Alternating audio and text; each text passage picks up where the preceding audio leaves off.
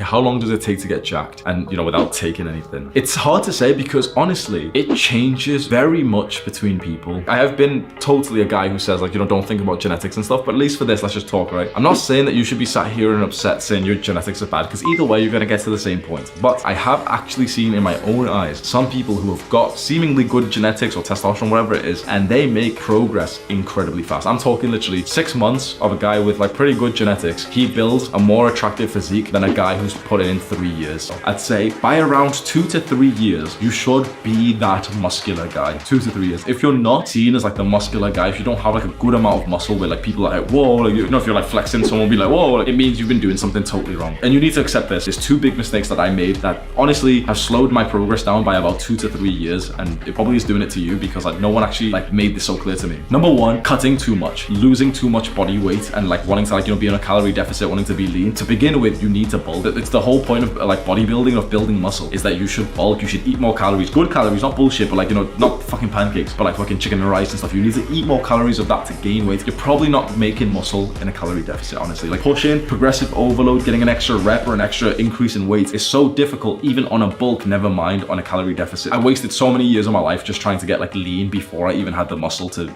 you know, really show it off. But actually, the worst mistake that I made, even just recently, even for the most of the last year, is such a silly one that no one really spoke about because all these dickhead fitness YouTubers have been doing it wrong. I was training like a weightlifter, like a power lifter, instead of a bodybuilder. Every fitness YouTuber video you've seen says the same thing, don't they? Every single one of them just a fucking copy paste, don't they? Oh, heavy compound lifts. Bodybuilders don't do that shit, bro. All these dickhead fitness YouTubers telling you like heavy compound, oh, don't do isolation exercise. Why would you waste your time doing curls? Because you want to build biceps. Any guy who's telling you right now like, oh, don't do curls, just do pull-up. Oh, don't train you. Why would you just do isolation? Just do lots of bench press. Just do heavy bench press 5 times high, bro. I know it seems silly. I know that every other YouTuber is going to disagree with me and you're probably thinking, wait, but more qualified, bigger guys than Hamza have been saying other things, so obviously they must be right, Hamza's wrong. You can take their advice, and if you see good progress, fine. But I'm telling you right now, what you want if you watch this video is hypertrophy. What you want is just muscle gain, right? Muscle gain is very little and just low ROI. If you're doing heavy sets of like 2, 3, 4, 5, 6, 7, even 8 reps. You know, you've always heard like the rep ranges, 1 to 5 is like strength and shit, 8 is hypertrophy, bro.